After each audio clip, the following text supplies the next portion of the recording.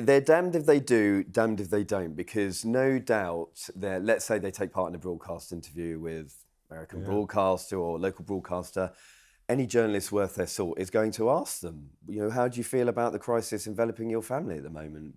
Do you have an opinion on it? If they don't say anything, then they've been silent. If they do say anything, then they're involving themselves in a situation which their own family and the palaces are desperately trying to manage, and have no idea of what is going to happen next.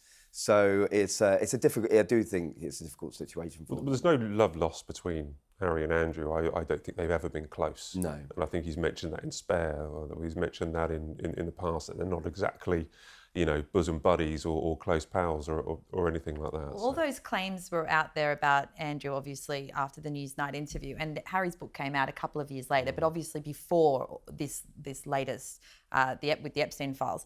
But even back then, he did write in his book, as you say, he mentioned the sex crimes and the shameful, he used the word shameful, so it's very clear if he's willing to put that to paper, even back then, that there is no level of closeness between the pair. Do you think in many ways they're vindicated in getting out?